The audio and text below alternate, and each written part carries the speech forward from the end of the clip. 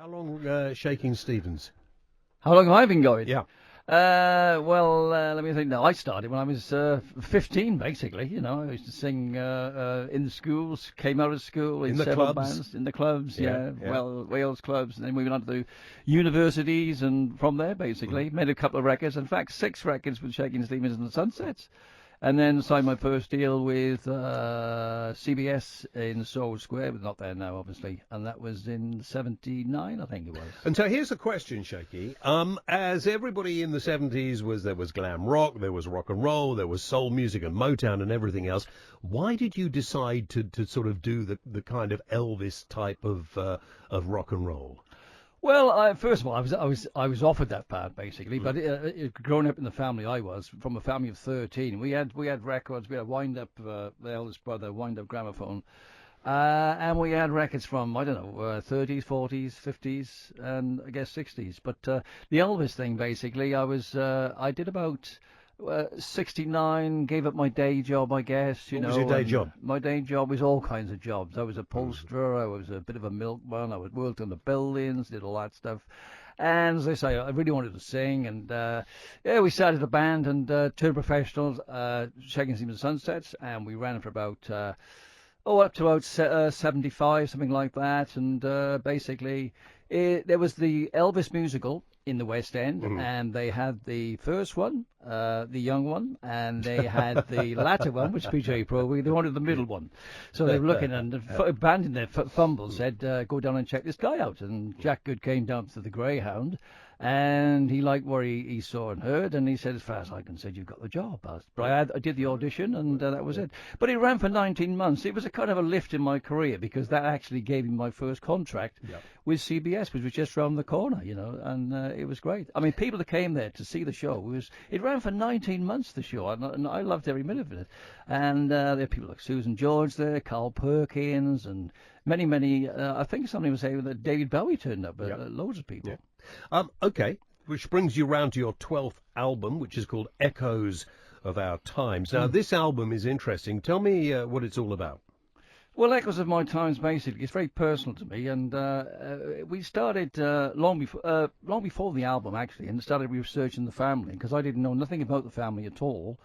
And we did a research on the family, and finding out that I had ancestors down in Cornwall, tin miners and copper miners, etc., etc. And we started to do the album, and we were kind of going down a country type blues route anyway, and we thought, well, there's some good stories, why don't we put these words to the tracks that we're doing? And there were some dark stories, so hence there's some dark stuff on the so there's album.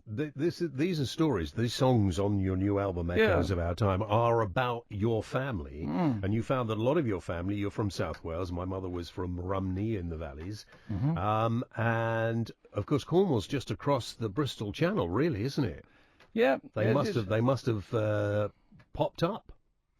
Well, yeah, they were down there, and a lot of them basically, when the work stopped, they basically went to Michigan and New Zealand and all over the place. Basically, they're everywhere. And have you found cousins and people like that you didn't even know that you had and met them or not? Oh yeah, there's loads of people I haven't met. Yeah. I mean, when we were doing the research, we were basically asking about the family, and they would say. I don't know. I don't know. I mean, when I mentioned my brother, my eldest brother, he was 94, and he said when I mentioned about ancestors down in Cornwall and tin miners and copper miners, he said, "Oh, really? I didn't know that."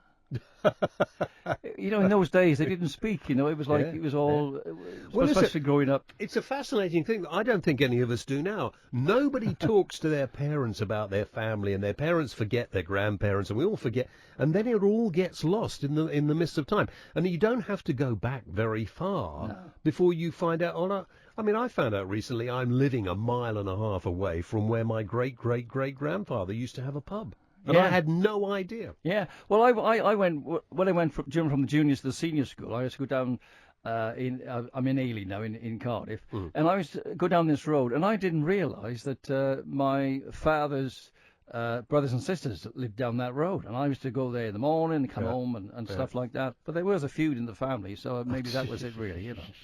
Let's have a listen to one of the tracks, "Last Time Alive." Last Man Alive. Oh, Last Man Alive. Okay, Yeah. Last Man Alive.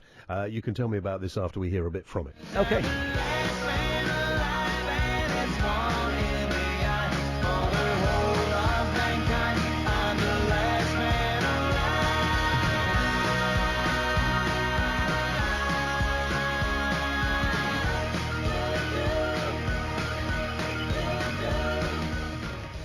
Last Man Alive from Shakin' Stevens' new album, which is called Echoes of Our Time. You're listening to Talk Radio with me, James Well, talking to Shaky this morning.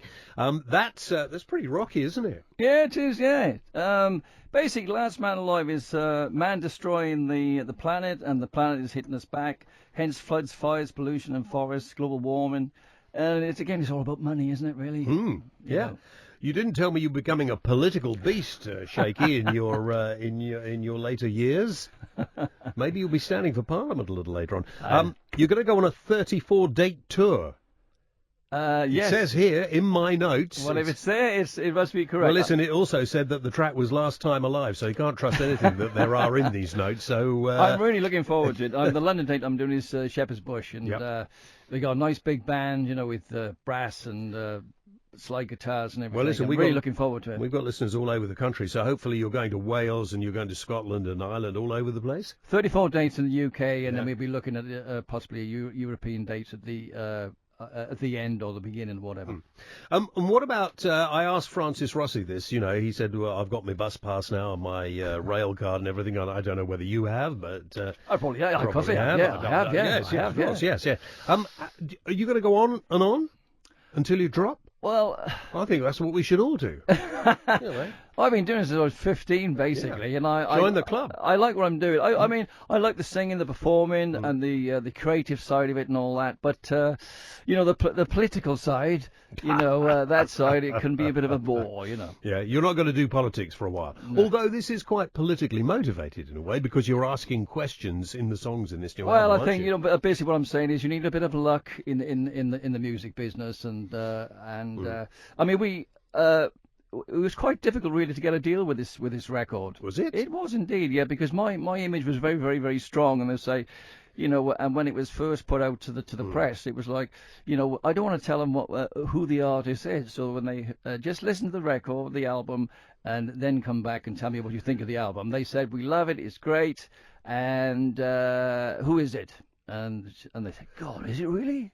Do you think... This is my Move On album. Do you think your fans are going to appreciate this? Do you think they're going to understand that you wanted to do something different? Oh, yeah, you've got to move on, otherwise it's not healthy, really. I've had fantastic reviews in the blues magazines, country magazines, 5 stars and all that, and I'm really knocked out with that. And broadsheets we've done as well, well received. You've got to move on. I mean...